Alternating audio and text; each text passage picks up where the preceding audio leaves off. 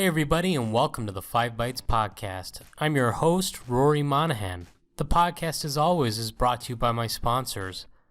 Goliath Technologies, who help IT pros be proactive and anticipate, troubleshoot, and prevent end-user experience issues, regardless of where IT workloads or users are located.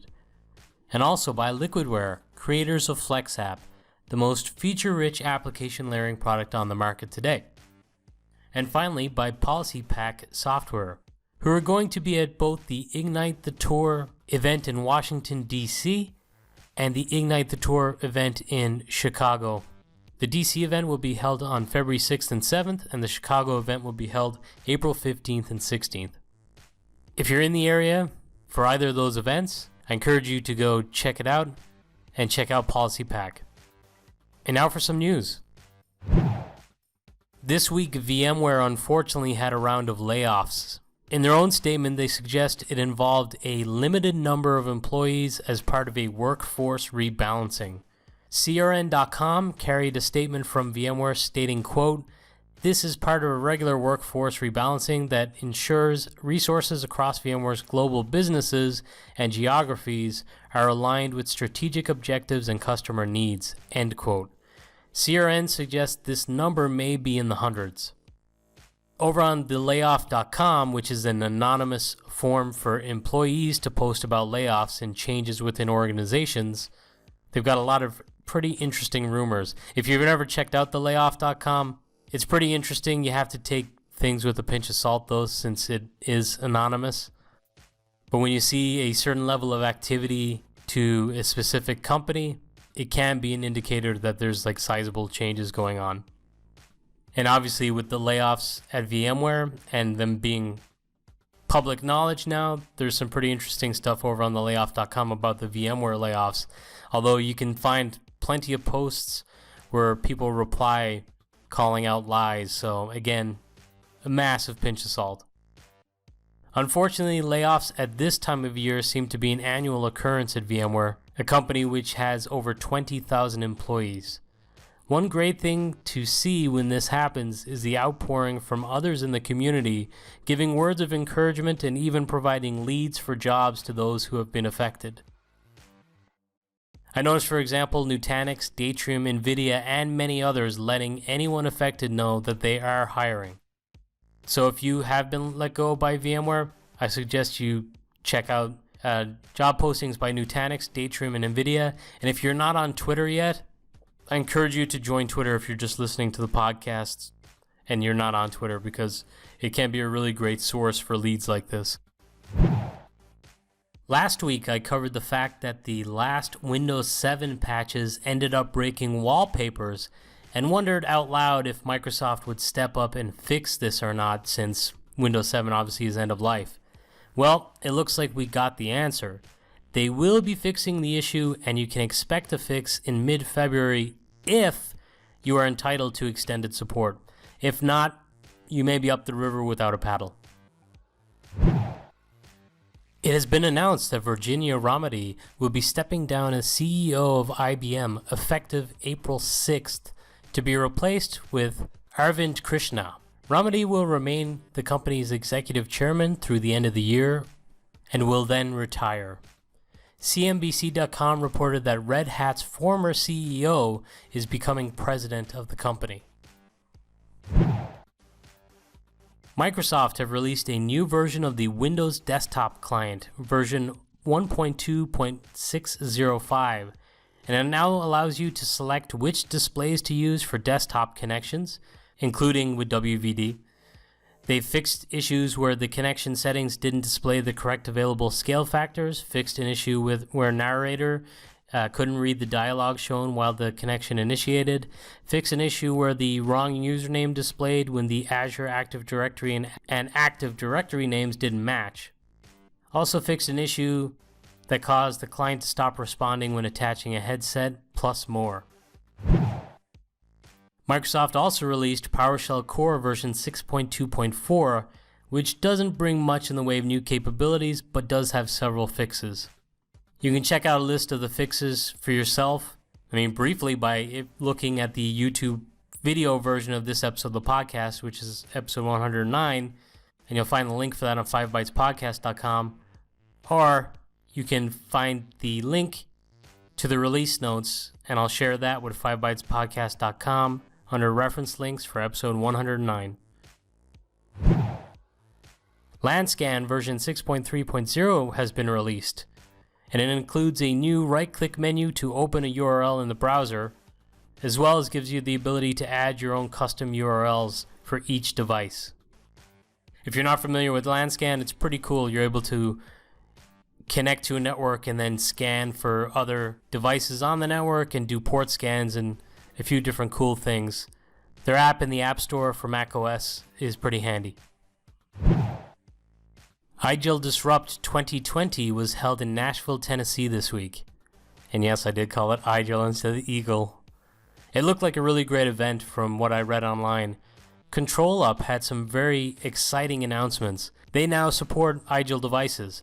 Not only can you get much of the great real-time data for measuring your end-user experience, you can also get your historical data for trending, but you can also even use some of the script-based actions that have already been made available to the community specific to IGEL.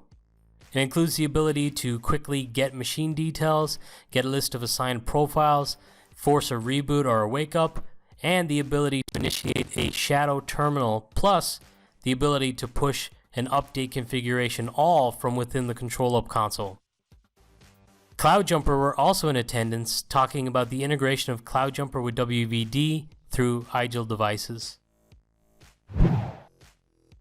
Earlier this week, Harry Labana raised a really great point. With the coronavirus being the biggest story and most immediate global concern right now, it raises the question of how many companies have inadequate strategies to enable remote work for the masses over a sustained period of time. Just a few days after Harry's tweet, interestingly, usnews.com posted an article stating the Alibaba Group and Tencent Holdings Limited asked employees to work from home for a week after the Chinese New Year to try and help limit the spread of the virus. Alibaba employs more than 100,000 people worldwide, and they've requested employees work from home across all of their divisions, including workers in Hong Kong, Taiwan, and Macau, as well as in mainland China. So it's interesting to see how remote work capabilities are being used toward business continuity, and obviously with a lot of the doomsday scenarios around these types of superbugs, it'd be very smart for organizations to be able to quickly adapt to a remote work strategy.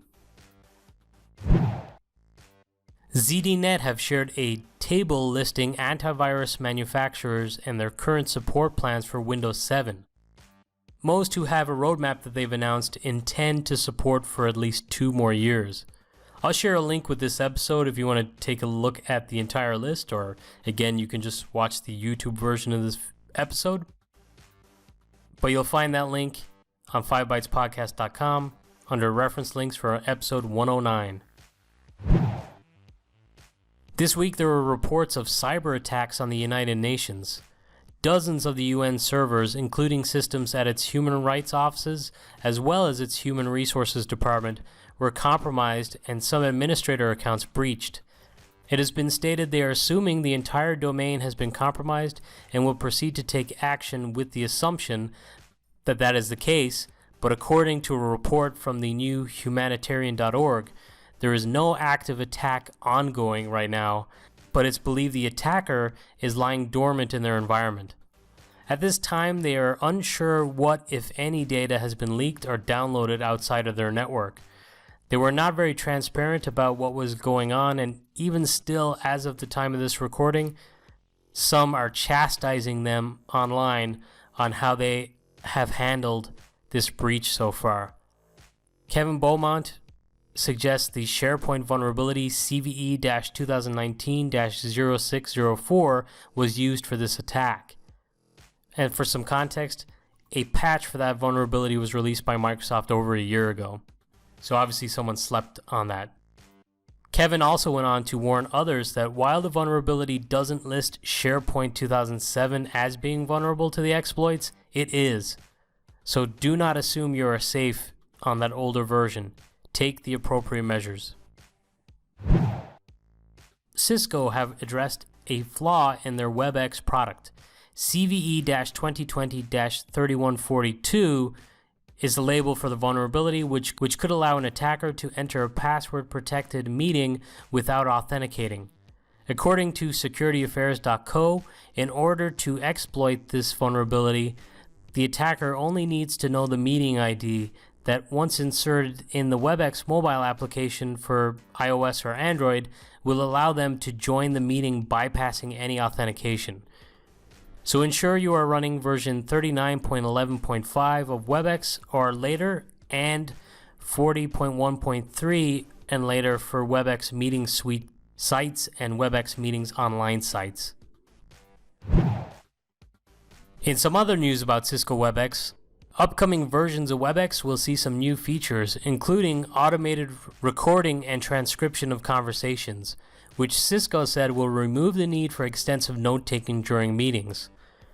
Transcripts are searchable, so team members who miss a meeting can quickly locate key topics of discussion without listening through an entire video call. The AI-driven note-taking will be available via WebEx Assistant feature.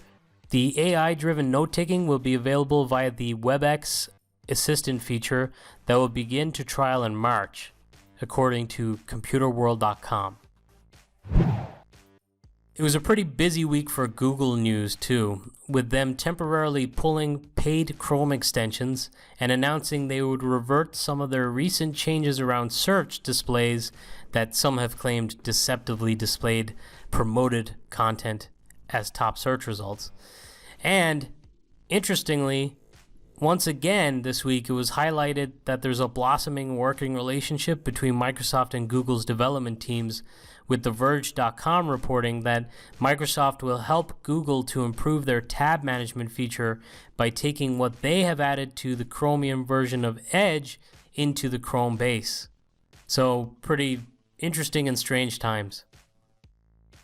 And by the way, since at least on Twitter, most of the chatter was actually around how they're displaying the promoted content as though it's a top search result. They have said for the meantime, while they have reverted the most obnoxious parts of that feature, they intend to continue to experiment, but they have listened to the feedback for now at least. And now some scripts, tricks, and tips. Andreas Nick shared a cool PowerShell module called AppV Forcelets that allows you to extract data from within the .appv file. If you're familiar with AppV, you'll know there's quite a lot of information contained within the configuration XML files that are then contained within that .appv file. And this will allow you to easily retrieve some of that data without manually extracting and searching for it. So pretty cool, nice little time saver. Guy Leach shared a handy PowerShell commandlet to show any and all automatic Windows services that are not currently running. That could be handy if you've got, say, a service connectivity issue. Maybe you've got a web server, and when you try to browse to the website it's hosting, you're getting like a 503 error, or service isn't available, or your connection is being actively refused. If you run this PowerShell commandlet against it, you'll be able to see maybe if there's a service that should be started that hasn't started. And finally, Joshua Wright has shared a set of scripts which can be used for monitoring the use of Clipboard on Windows and Mac OS to gather passwords from password managers. And this one's really interesting. It's certainly an eye-opener, and it's scary to think that the Clipboard can be so easily intercepted. Well, that's it for another episode. If you like the podcast, like I said last week, please let your friends and colleagues know. I would appreciate the help promoting it. And if you do enjoy it each week, if you wouldn't mind, please rate it on your podcast platform of choice. And I'll catch you next week. Thank you.